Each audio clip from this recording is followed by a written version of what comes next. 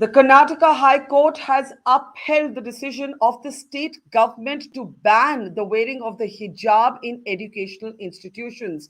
I'm Barkha Dutt, you're with the Mojo story. Let's take you through the key developments of this story that has national consequences for how the right to practice and propagate religion is interpreted. It's a case that's likely to go all the way up to the Supreme Court, but for now, the Karnataka High Court has ruled that the hijab is not an essential practice of Islam. That is the basis on which lawyers who were representing five different young women who wanted to wear the hijab had made their case in court. The court has rejected that and has basically spoken about a disruption to public order.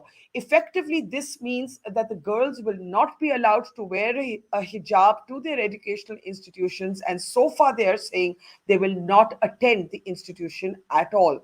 What might happen legally? What does this mean socially? We have a very special panel coming up, but first let's go across to senior advocate Sanjay Hegde, who was fighting for the rights of the women who felt they should be allowed to wear a hijab. Now, Sanjay, as you know, the court has declared that this is not an essential practice of Islam. Do you believe, firstly, that the last word on this has been spoken, or is this a matter that you're planning to now take all the way up to the Supreme Court? Of course, not only my clients, but many others are planning to take the matter all the way to the Supreme Court. Even if they did not, the people who are not parties to the High Court proceedings could take it up with permission to file in the Supreme Court. I believe it's going to the Supreme Court. Possibly, Okay. petitions have already been filed. Okay, as soon as that, you're saying almost immediately a review will be filed, an appeal will be filed in the Supreme Court. Especially petitions will be filed. They may not come up for hearing immediately because we have a holy break coming up shortly. But next week sometime, maybe we'll see the matter hitting the Supreme Court. Sanjay, with the benefit of hindsight, do you believe that to frame this debate within what is an essential practice of Islam or not may have been an error? And I ask you this because the Sabrimala verdict also followed a certain trajectory in the Supreme Court, where the Supreme Court ruled, that this was not an essential sort of practice of Hinduism and wanted menstruating women to be allowed, and now is having to review its own verdict. Do you believe that courts can be the arbiter of what is or isn't an essential practice of a religion? Well, courts themselves have been uncomfortable. Justice Chandrachud has said that uh, deciding what is essential religious practice and what is essential to religion, these are two different things, but courts have been willy-nilly been drawn into it. And this is something which has happened way back in the early years of the Supreme Court, right from 1954. And that decision of the Supreme Court also references debates which happened in the Constituent Assembly. Essentially, what seems to have happened is that religious issues then end up going all the way to the courts, and the courts have to end up giving a judgment. So even however much they dislike interpreting religion, they're forced to do it. But do you believe that this was about, the fundamental right involving the freedom of religion, or do you believe that it was about the right to education? No, there are several rights involved. The essential religious practice doctrine is only one of the arguments. It pertains to the right of practicing religion. There was also an argument made that you have a right to conscience. And if people in good conscience believe that it is a religious obligation to do some X or Y, then there must be maximum accommodation for that position. You remember the movie Chariots of Fire? The runner who could not run because of it was a Saturday. It came in with his religious beliefs as far as the Sabbath was concerned. So these issues often come up in daily life. Sometimes you have the requirements of your work, the requirements of your profession, and you also have your religious beliefs. What most societies and constitutions do is to find a workabout where both can be given effect to. It is not a binary. This particular issue seems to have been framed as a binary, and all kinds of arguments were addressed. The Karnataka High Court, to my mind, made a mistake when it split the fundamental right to religion and the fundamental right to conscience, on the assumption that fundamental right to conscience meant it was protecting the rights of those who did not believe in any organized religion. I do think that people with a religion also have a conscience, and people with a conscience may also follow some parts of religion. But Sanjay, the women you were representing have now held a press conference and they've said they will continue to demand the right to wear a hijab until such time they will not be going to study. Now, surely this is carrying it too far. Well, that is exactly what it is about, choice. They have a choice to study, they have a choice to be believers, and if the two choices conflict, what do they choose? That's entirely up to them, isn't it? Justice Krishna Iyer in a judgment called Jagdish Saran had a phrase called martyrs of the Constitution. If they choose if they cannot access government education in a manner consistent with their religious beliefs, that is their choice. Maybe they'll go to a private college which does not have uniform requirements. A wise administration will know how to accommodate. Yeah. How do you characterize the verdict today? What is the word you'd use for it? I would think that the inarticulate major premise of the judgment seems to be that rights are those which are conferred by courts. Rights exist in the Constitution. Courts have to implement them. If courts give way to executive fiat and to rules where even the statute does not make any specific provision, then I do think that such judgments have to be reviewed. Okay, final question to you. Are you disappointed, or is this along expected lines, what happened with the verdict? Until such time as the Supreme Court takes a decision on this, borrowing from the Sabrimala example, what would you advise these young women who are staying out of the educational institutions to do? Well, I don't think I'm in any position to advise them, particularly on religious matters. How can you advise them? Because there are many Muslims. There are many Muslims. These are your choices. But there are many Muslims who do not think that the hijab is essential to Islam. Absolutely. There are many Muslims who drink, and that doesn't make them less Muslim. But it is ultimately, I think the answer is in that Abida Parveen song, "Main janu mera khuda jane." So when somebody has a religious belief, do you say, on the other hand, in administration, okay, you keep your religious belief and get out of my life?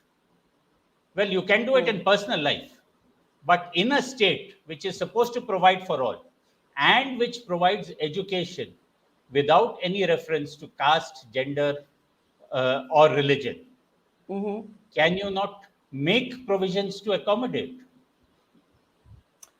Okay, Sanjay, I think as you have said, this is a case that is, even as we are speaking, especially if petitions are being filed in the Supreme Court, this debate will carry on. It is just extremely tragic to see that girls who already have a tough time convincing sometimes their communities to allow them to study, where enrollment goes down, it goes down more for girls than it does for boys. So that is the consequence I think we should really concern ourselves with. Thank you, Sanjay Hegde, senior advocate representing the women who wanted the right to wear a hijab, the Karnataka High Court ruling against that. Now, let's take a listen to what the court actually said today, an excerpt from that verdict. Very interestingly, the court has allowed these to be on-camera hearings and an on-camera verdict, and then we'll go to our special debate this evening. Listen in. Our answer to first question is, we are of the considered opinion that wearing of hijab by Muslim women does not form a part of essential religious practice in Islamic faith. The answer to our second question is, we are of the considered opinion that the prescription of a school uniform is only a reasonable restriction constitutionally permissible, which the students cannot object to. The answer to third question is, in view of above, we are of the considered opinion that the government has power to issue the impugned government order dated 5/2/2022 and no case is made out for its invalidation. The answer to fourth question is, we are of the considered opinion that no case is made out in writ petition number 2146/2022 for issuance of a direction for initiating disciplinary inquiry against respondents 6 to 14. The prayer for issuance of writ of quo warranto against respondent number 15 and 16 is rejected, being not maintainable. Accordingly, in the above circumstances, all these writ petitions, being devoid of merits, are liable to be and accordingly are dismissed. In view of dismissal of these writ petitions, all the pending applications pale into significance and are accordingly disposed of. So the Karnataka High Court, they're being absolutely categorical, dismissing those petitions and saying that women will have to conform to the uniform that is prescribed by the educational institutions that they are studying in, declaring the hijab not to be an essential part of Islam, which is the basis on which the case was in fact built. Let's introduce our panel now. Joining us on the program is lawyer and rights activist Manavi Atri. Welcome to the program. We're also joined by Major Firasat. Major Firasat is an army veteran who started wearing the hijab after she left the military. We're also joined by Zakia Soman. Zakia Soman is an activist who spearheaded the abolition of triple talaq and therefore has always been speaking on behalf of Muslim women. And finally, we're joined by Brinda Adige, who is one of our best-known gender rights activists.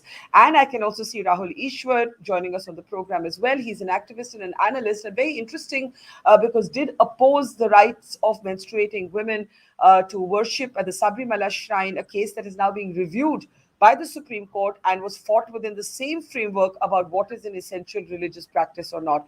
Welcome, everybody. Let me actually start with you, Zakia, because I know that your views are quite nuanced and complex. You do not believe that the hijab is an essential practice of Islam, but you also didn't like what was happening with the young women on ground in Karnataka. Now the court has ruled this. Now what happens and what should happen according to you?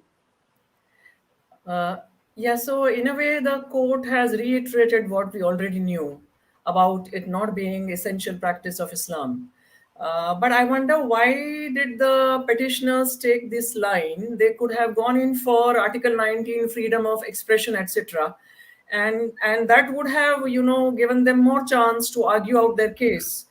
But again, in all this, the way you were discussing, Barkha, the casualty is girls' education. And I'm sure, this kind of an impasse will lead to definitely some girls dropping out. It will also lead to further segregation in the sense some girls will be left with no choice but to go to schools which are run by the community, by the Muslim community.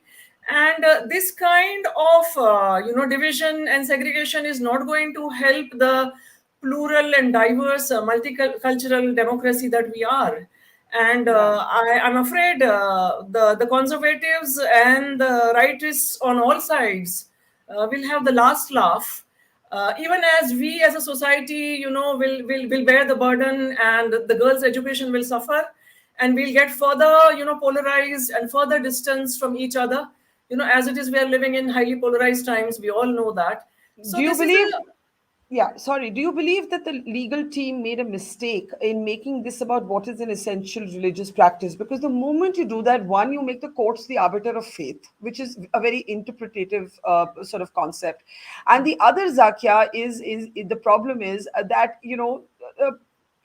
tomorrow somebody else may say that cannot be the basis of what a uniform is. Faith cannot be the basis of what a uniform should be.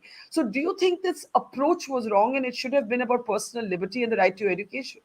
Yes, the approach was definitely wrong. And also I get the impression that people were in a hurry to run to the court. We have filed 2 petitions, and my God, I know what kind of legwork and groundwork it requires, in order to have a sound petition, which is sort of in a very bona fide manner demanding our rights. So I think the whole matter has been, kind of politicized, and some people felt, again, on all sides, people felt that this was like an opportunity for them to come somehow at the center stage. And I think it has been done without much application of mind. So Hmm. even if they generally looked around and generally consulted people who are, working in the whole arena of rights and legal action, they would have got some sound advice about what line of argument to take. But I'm afraid, yeah, they are now apparently going to the Supreme Court. And Yes. I also heard, I don't know whether it's true, that other, religious bodies are also going to sort of implead in the petition.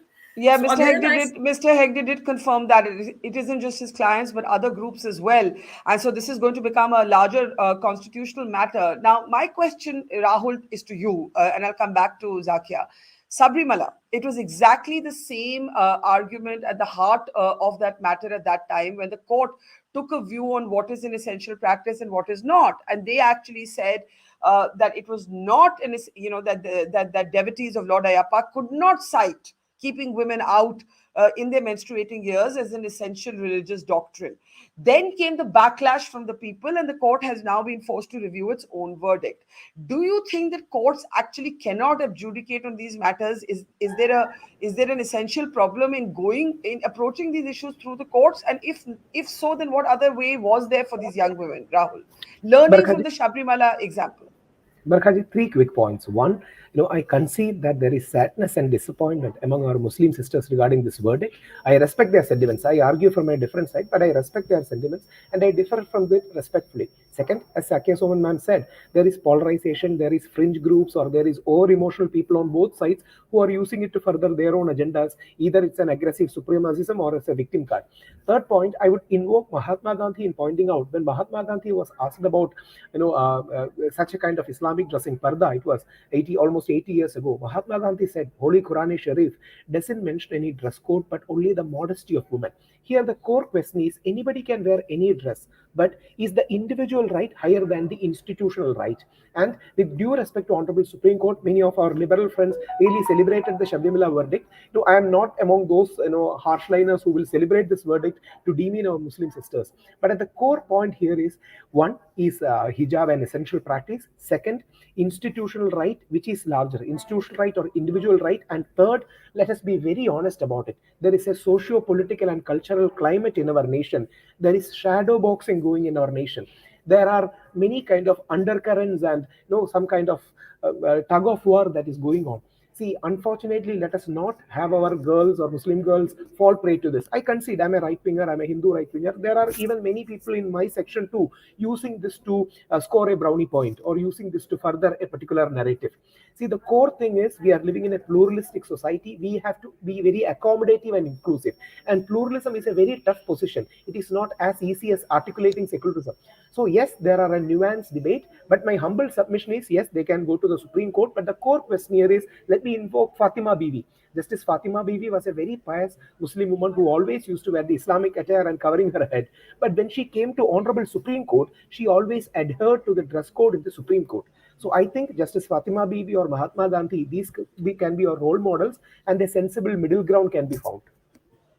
Okay, what is that sensible middle ground? And I think, Rahul, I'm glad you've made the point about the larger context, because the larger context can never actually be divorced from how a matter is viewed. Though, of course, for lawyers and rights activists, that leads the very tricky question of aren't some principles just universal? Women would argue it's choice, but I think it was Zakia Soman who said on this program last time we were there that when it comes to gender, choice is a very slippery slope. Women have been conditioned. We're all victims of patriarchal cultures to varying degrees. Um, if I can bring in Manavi now, what are the legal principles here that are at stake given the verdict from the Karnataka High Court, Manavi? Hi, Barkha. So I think before we Yeah. started out, Sanjay Hegde rightly pointed out that the discussion here has become about divorcing freedom of conscience and divorcing freedom of religion in that sense. And there has been a false dichotomy drawn in terms of Bijoy Emmanuel.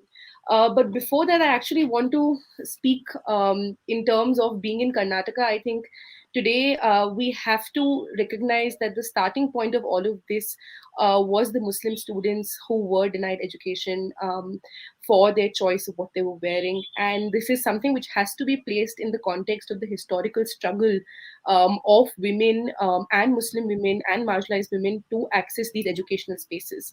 So it must be looked at, today's decision must be looked at in that context, and especially more so because our High Court today has not even addressed the question of education, has not addressed the question of right to education. It has not addressed the question of what happens to these girls who have now not written their practical exams, what will happen to their board exams, what will happen to their PU exams and the degree college exams. So that's what I wanted to start off with in terms of centering the Muslim girls who have been denied education and legitimized that the legitimization of that by the High Court. In terms of legality, Barkha, I want to just start off by saying that it is extremely important for the media and for people to keep reiterating that this is not a blanket hijab ban. Whoever has even skimmed through the decision, the High Court decision, it makes it abundantly clear that this particular decision is applicable to the CDCs that prescribe certain uniforms. It does not say so as to what this prescription of uniform must be or must not be, right? So it says that the CDCs have the power through the GO, which they held to be valid to prescribe uniforms, and it does not go into the larger question, so to say, Of what of part. that uniform. So Yes, basically, you're drawing that distinction that when we say the court has upheld a hijab ban, the court has not concerned itself with that, and that's a very important correction that you make. The court has said the hijab is not an essential practice of Islam. The students petitioning must conform to the uniform of the places they're studying at, and then it's up to those institutions. And suppose tomorrow the institutions permitted the hijab, that would be okay. So there's still yes, a way absolutely. ahead, right? Absolutely. So absolutely. So it says the prescription given by the CDC. So it Yeah. constantly keeps it is centered around this geo at the impugned geo on the 5th of the that was on the 5th of February of 2022, that it says we are upholding this geo. So I think it's critical that we do not frame this as a hijab ban, because the last time around we saw how the media's role was critical in misinterpreting and misrepresenting the order on the ground, so much so that teachers, students from different colleges, from different schools were being asked to remove the burqa, were being asked to Yeah. remove the hijab outside their institutions, right? So it's extremely critical that we say that this is, the discretion lies with the CDC. With the This is institution. not Yeah. with the institution and the CDC formed, and it is not up. The High Court has not given a ruling, so to say, that the hijab is an absolute ban. So from the I get think go, I that's a want to very clarify that. important. Yeah, I'm glad you brought that up because I think even we were making that mistake by talking, using language casually, and I think we have to actually correct. Uh, can we? Yeah, we actually have to correct ourselves on this, and that the court has simply given a verdict on whether the hijab is an essential practice of Islam, and that is the basis on which these women went to court. Young women went to court, and so yes, if the institutions were to say the uniform does not allow the hijab, the girls will have no legal recourse. And it is a complex situation. But Rahul Easwar has been calling for a sensible common ground. Maybe it lies in this. It's up to each educational institution to define what the uniform should be. Zakia, come in on this. In this environment, it's unlikely, and then I'll come to Brinda, who we keep losing on that connection. It is unlikely that an educational institution will deviate from what it thinks is the mind of the state government. And that is the point, that theoretically, Manvi is absolutely correct from a legal prism, but practically, I just don't see this happening. Yeah, yeah, exactly. Because I think to start with, the CDC could have played that role, right? And it is an education institution, it is not a political party. It was a matter which could have been resolved there itself in the education institution by inviting all stakeholders. And like Rahul said, conceding some middle ground. There could have been head covering of the same color as the uniform, and there could have been so many other, tricks which they could have played whereby the girl's insistence or the girl's parents' insistence on the hijab also would have stayed, and their education also wouldn't have suffered. But that was not the spirit with which people proceeded. So it was politicized at the very outset, And right as rightly said, there are undercurrents, and it's not a very innocent kind of a controversy which has arisen. I would also call here for scrutiny the role of the state government, because it is not just a law and order issue. Even as it became a law and order issue because of the kind of scenes, that sparring that we saw between the boys in saffron scarves and the girls in hijab, Yeah. and the gates being closed. So it was a law and order issue, but it was much more than that. It was more about the social harmony, and preserving, looking at the whole thing with a compassionate No, I think And everything. if someone, yeah, Rahul, you wanted to come in, but I was just going to say, if someone had Just the one more mind idea. to resolve it, if someone had the mind and the will to yes, resolve it, it was easily resolvable. And yes, Barkha, go ahead, just Rahul. two lines, Yeah, and Rahul. it Yeah. all happening in the name in a college of father of the nation Mahatma Gandhi, who lived for Hindu-Muslim unity and perhaps who died for Hindu-Muslim unity. That was very sad. And I'll just add one line. I don't want to explain, but see, there is a constant search for sense of other among my community. I belong to the Brahmin Hindu community. There is a constant search for the other. This search for the other is an indirect route for search for belongingness. That's what's happening. See, whatever is there, people are going to an indirect route. And this is what I'm keeping on saying with due respect to Justice Deepak Misra. Even Justice Deepak Misra's verdict is a shortcut to uniform civil code.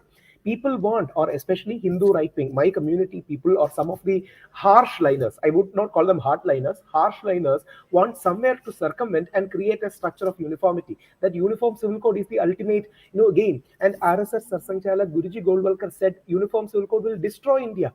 So there is a lot of undercurrent sociological, psychological aspects, and many among Hindu right wing. And Guruji Goldwalkar brilliantly points out many Hindus misunderstands that Muslim population is exploding. This is the reason why they are calling for uniform I, civil code. This is a I, nonsense thing. I mean, yeah, this is what Guruji Goldwalkar said. I actually think we can't frame these issues as whether they're essential religious practices or not, because everybody has a very personal interpretation of religion. And tomorrow, women in particular could choose to defy what is laid down as an essential practice, because all the orthodoxies of all faiths actually militate against gender equity. So it's a very complicated thing. Brinda, do you want to come in? I'm hoping your line is stable. Go ahead, Brinda.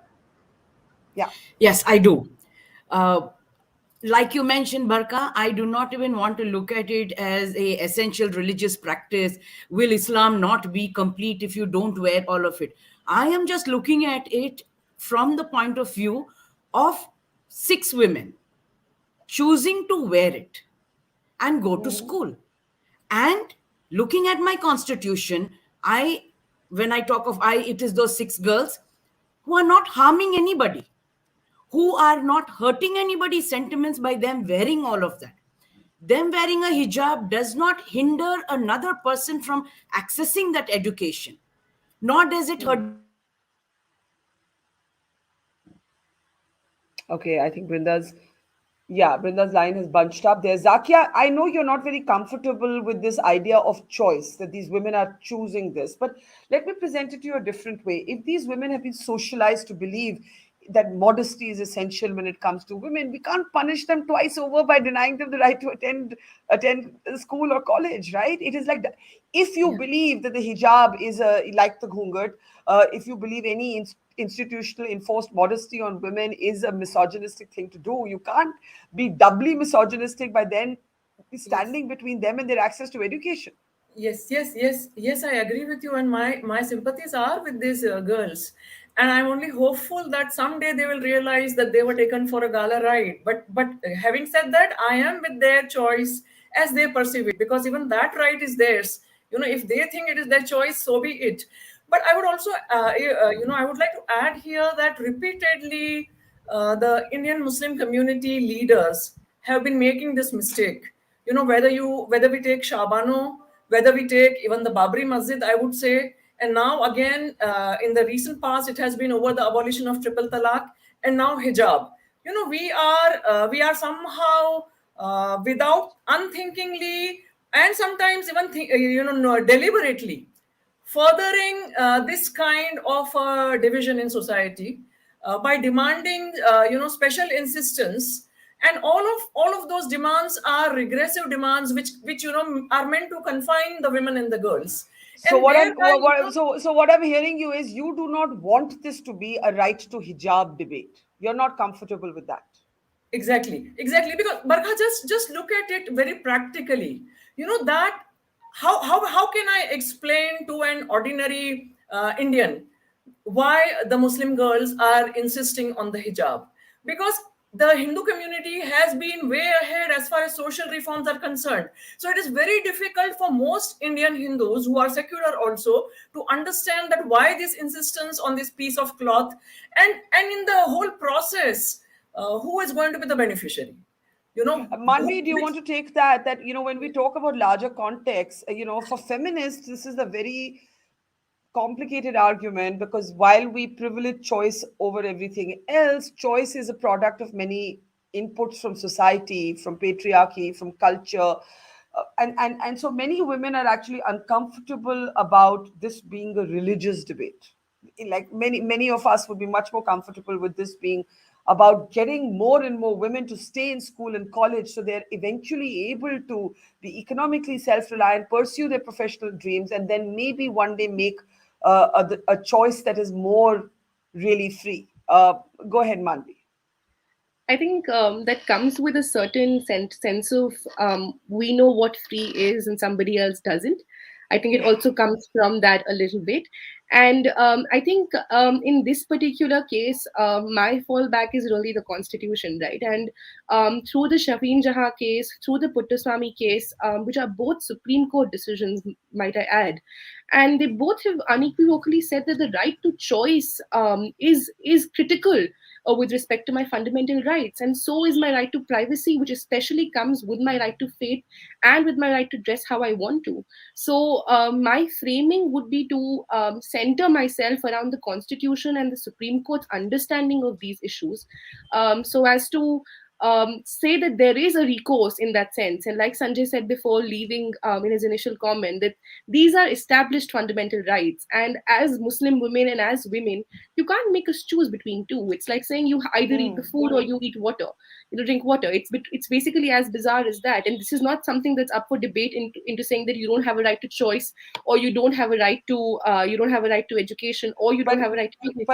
But here's what's happening now, Brinda. I don't know if your line is stable. I'm going to make one last attempt to try and get your Yes. comment in, and then play out what the women have actually said today in response to the judgment. Go ahead, Brinda. Hoping it works this Yes. time. Yeah. Yes, I can hear you, and I hope you can hear me also. Like I was Yes. telling Barkha, here we have just thwarted women, used religion, used, whatever, and we need to very, very clearly understand that this is exactly what somewhere those factions of people who are powerful enough to further these narratives have achieved. Yeah. No education to girls who wear a headscarf. And all these discussions that they went on about, it is not essential to Islam. We are not bothered about it. If this girl feels that she's comfortable wearing a headscarf and coming to study, what does it hurt anybody? It doesn't hurt anybody. We've given in to all of these vigilante groups, and we have now said you can go ahead and interpret it and do whatever you want. Like I was mentioning, already people are saying this verdict applies to also other institutions who may not be even getting a grant from the government. Now, how did we arrive at such a blanket statement that can be made all across the media? This hijab or wearing a headscarf or wearing something like that is only curbing women's agency, her right to choice, a patriarchal chauvinistic viewpoint and perspective to say you don't want to study because you wear a hijab, then go ahead, then you don't have to get an education. But here's the problem now. We now stand at a point where these women are saying we will not go and attend our institutions, right? And we all agree, we have some sort of nuanced differences, but we all agree that we want these women, and all women of all communities, but in particular Muslim women, who often have the lowest sort of enrollment ratios in proportion to their population. We want them in the classroom, and we think everything should be done to enable that to happen. Listen into what the young women said after the Karnataka High Court verdict. Education, both we prioritize It's in our priority list. And when our country has given the secular right to follow religion plus culture and education, why the High Court or Constitution not allowing us? You know what? Dr. B. R. Ambedkar once said that the Constitution is the best thing, but it depends on the people who run it. And clearly it is showing now. It's clear now that the people who run it are not running it properly. I don't know how to explain it, sir. I don't know what to say. Right now we are mentally collapsed and we don't have any words. We were expecting so much from our Constitution, so much from our country. And we don't have any words right now. Okay, so the heart of that response is that this is not a constitutional judgment, that the Constitution gave us rights, and this verdict is not in keeping with the Constitution.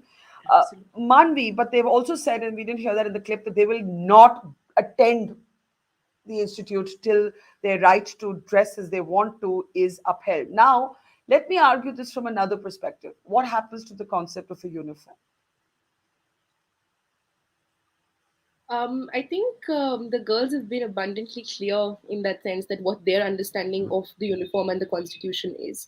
So I see that they've made their stance very clear. But what I'm fearing is that with this kind of a decision from the High Court, what we don't want should not happen is that CDCs should not take up at this point of time on the academic year to make any kind of changes right now, because the High Court does not prescribe that, right? So I think what happens to the uniforms is that currently the situation is so distressed here that status quo in that sense of at least the High Court order until the Supreme Court intervenes in some senses stays limited to its limited applicability. It does not spread wide and far to this idea of homogeneity and uniformity as the bottom line for a plural society like India. I think that is the key takeaway that we should be left with in that sense. And I also want to bring back to discussion something that we've forgotten very often today, is that at the very heart of Article 25 is one of the framers at that point of time, Lakshmi Kanta Maitra had said that the heart of 25 is not necessarily the liberty to practice religion, but the heart of 25 in the Constituent Assembly debate, he says, is the tolerance for all practice of religion, and the tolerance in the different kinds of practices, and to inculcate that kind of tolerance. So I think that is the part that we need to keep bringing back, especially in the context in which that now the attacks are on the Muslim girls, then there were attacks on the Christians in terms of praying. So Article 25 is being diluted and reduced to something just as a mere number in the Constitution, and that's what we should really move away from. Rahul, let me bring you in. When it came to the Sabrimala verdict, many women of your state actually led the protests against that verdict, and at that time, a number of us, and you know that you call me a fundamentalist feminist, which I can never forget, but many of us argued that the principle has to be more important than what men or women are saying. So this choice is a very complicated thing. It's a very complicated thing because many women spoke up for the right to actually be barred in their menstruating years, and they said they were happy with that custom, right? And they saw it as innate to their worshipping of Ayappa. What is the common ground that can emerge when we are discussing what are the essential principles of religion? It's a minefield. Two things, Barkhaji. You know, my grandmother, who was 86-year-old, was the first person to be arrested, and my mother, Mallika, was the second person to be arrested. And we had our tribal women supporting us, our resistance, and we were hugely successful. See, you know, a person like me from the right wing definitely feels offended with the liberal for two things. One, they didn't support us in Sabrimala. Second, they are being soft to Muslims. This is the narrative that is being played out in Twitter, social media, and all. That's the reason why we should call for sensible middle ground in this. And this thing also, you know, there are many people who go through a very abusive, extreme kind of a thing. See, the core point is missing. The core point is, she was earlier telling regarding, you know, the attacks on the churches and all. Please remember, in Sabrimala, we have an Islamic shrine inside the holy Sabrimala temple, and we are religiously required to pay respect to a mosque and a church on the way because they were close to Ayappa. So the only way to defeat negativity is give more positivity. And when the communal temperatures of our nation will get decreased, these kind of debates will automatically go away. And let me be very blunt and open in saying this. When the communal temperature goes up, these kind of debates will arise, because you see, these are technical debates arising out of the increase in the communal temperature. As things get more cool and cool, it will automatically decrease. So these debates are rather a reaction, not the action. These are, and let me be very honest with those people, even from my own wing, there are many people who right now latches on to constitution and say these are things. Even the people, they hate urban, neo-urban Nazi groups in Haridwar assembly will say that suddenly we want all these kind of uniformity because that will suit their agenda. So please remember, these arguments are byproducts of our communal temperature. Let us give more and more pluralism. And I end with quoting Holy Quran itself. Holy Quran says when there is enmity, when you can be friend with that person's enmity goes away. That kind of approach, a Gandhian approach or a middle approach or a centrist approach or a harmonious approach is needed. That's why Manvi's point is so important, that the court has not asked for the hijab to be taken away. It is left to the institutions to prescribe a uniform. Now it is up to the institutions what they will do. Brinda, before I give Zakia the last word, please jump in. Yes. And this is the message that must go across from all the media. The court has not banned it. The court has not told other institutions that you have to ban it, but you bring about a uniform. And that uniform cannot be selective, where you will tell these girls that you cannot enter if you're wearing a piece of cloth. And you cannot enter and you cannot study because I don't like to see you wearing that. And tolerance is something that must be talked about every day. The way our politicians continue to talk even today is, if you want to wear a hijab, then you will not get an education. We didn't elect you to speak like that. We didn't elect you. We don't pay our taxes for any politician to speak like that. But today they speak blatantly, and that is what we want to challenge. You can't speak like that. You allow women to have the choice to study because that is the scheme of the government. Beti Padhao. Of course, the Beti Bachao is a bigger challenge, but that you at least allow the girls to go there and study when they are not hurting anybody. Don't give ultimatums to girls. Yes, my fear, Zakia, Soman, is that this matter, instead of being resolved at a local level, which is what could have happened, is not going to... Oh, I was going to close, but I see Major Firasat has managed to connect. Ma'am, Major Firasat, are you able to hear us? Yes, ma'am, I am able to hear you. Hello. Okay, yes, we missed you in most of the show, but tell us a little bit, you're an interesting case. You chose to wear the hijab after you left the military. Obviously, in the military, you didn't wear a hijab. You kept the soldier's uniform. Now, the verdict has come from the Karnataka High Court that the hijab is not essential to Islam. And now it's up to the institutions and the parents and the communities to actually reach a decision should they want. What would you say to these young women who are still protesting today, Major Firasat, as someone who wears a hijab today and didn't always wear one and has served in the army? Well, my take on this is, if we see which segment of the society is getting affected, these are people from the poor class sector, because a person who can afford a good education will always go to private schools, but people who are below marginalized community, these girls have to go to government schools first and foremost. So basically we are denying people who have very less amenities with them from the right of education. Secondly, if we look into this matter, it is very clear that the girls who come to government schools also face a social challenge of coming up to that school. They face a lot of problems socially right from the house, because educating a girl in a Muslim scenario is like giving her a curse. So when the country is coming ahead, when diversity is getting accepted, denying the girls on the basis of what they dress will not be right. And as the matter is being diverted to Supreme Court, I think we should have faith in our judicial system that justice will be given to people. You make a very important point, Major, about the segment of society and the double jeopardy in a way that these young women are going through. For you, when the court today says this is not an essential part of Islam, you spent half your life not wearing one and now maybe some years of your life wearing one. Do you see the hijab as being a religious debate, or is it about identity, or is it about something else for you?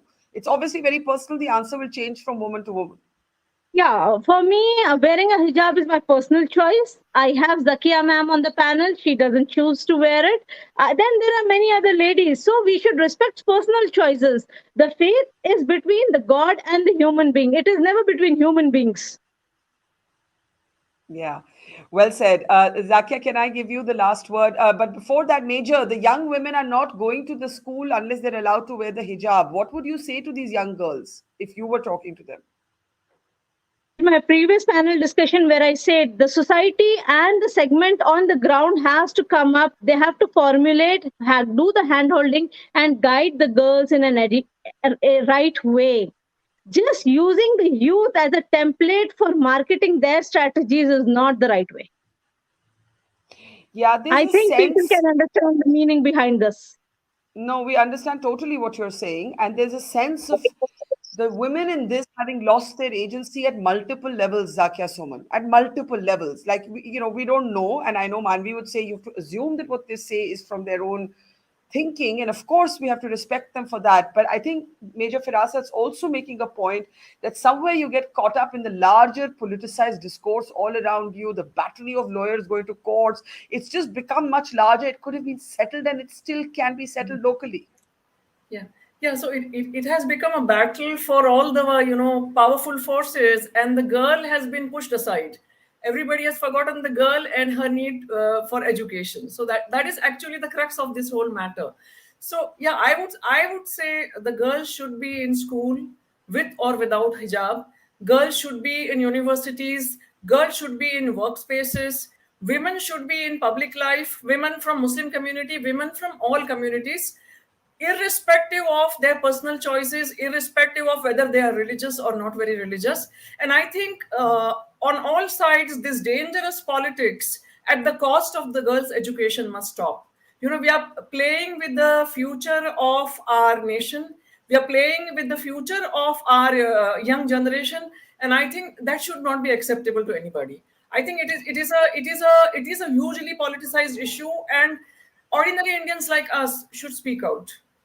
Yeah, I'm afraid though that for all the health warnings that we've given, and I thank Manvi for that because we were in danger of making the same mistake, that the court has not actually upheld a hijab ban. It has simply said that the hijab is not essential to Islam in its opinion. This matter is now set to go to the Supreme Court with not just these women but many other religious groups as well. And I'm almost certain that it is then going to be sent to a larger bench. So I really don't know what's going to happen to these young women and their educational prospects. And all we can hope is that till such time as the Supreme Court reaches a final verdict, maybe as a compromise and a goodwill gesture and a gesture of amity, the educational institutions will focus on the education and not bring in any new rules. Let the Supreme Court decide, and maybe till then that is something that can happen. But let's see. Thank you very much to our panel and to our audience. See you tomorrow. It's great to see you here. Thank you for watching our work. If you haven't subscribed yet, don't forget to click the bell icon and subscribe to Mojo Story and support independent, robust journalism.